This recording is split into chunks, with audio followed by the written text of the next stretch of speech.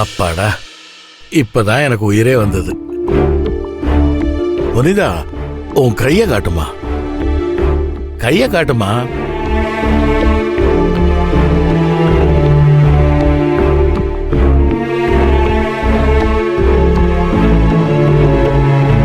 புனிதா, கபிலனா அமுதாவும் நீ எனக்காக வேண்டிக்கிட்டத சொன்னாங்க. எதுக்குமா இதெல்லாம்? என் மேல இவ்வளவு அன்பு வச்சிருக்கிற மருமக கிடைச்சதே போதும்.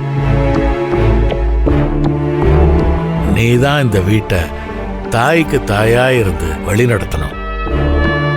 நீயே உணர்ச்சி வசப்பட்டு இப்படி எல்லாம் பண்ண மற்றவங்க எல்லாம் பயத்துல தடுமாறிடுவாங்கம்மா.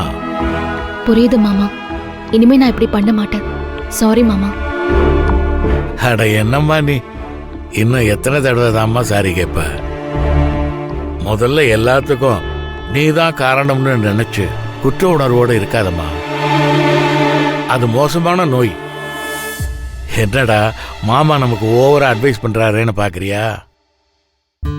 நீ ரொம்ப நல்ல பொண்ணுமா. எல்லா கஷ்டத்தையும் நீ உன் மேல எடுத்து போட்டுக்கிறத பார்க்க எனக்கு வேதனையா இருக்கு. எனக்கு ஒண்ணும் இல்ல, நான் ஹாஸ்பிட்டல் போகும்போது இருந்த உடம்புக்கு மாமா கொஞ்சம் தேறி தான் வந்திருக்கேன். இன்னும் கொஞ்ச நாள்ல சரியாயிடுவேன். கபிலா, புனிதாவை கொஞ்சம் சமாதானப்படுத்துப்பா.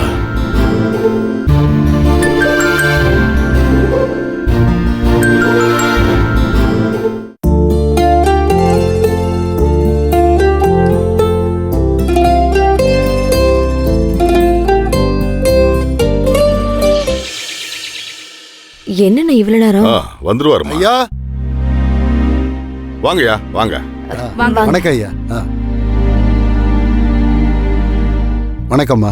வாங்கய்யா. ஐயா வணக்கம் ஐயா. வணக்கம். நல்லா இருக்கீங்களா? எல்லாரும் காத்துட்டு இருந்தோம். மன்னிச்சிருங்க, கொஞ்சம் நேரம் ஆயிடுச்சு. வாங்கய்யா, உட்காருங்க. உட்காருங்க.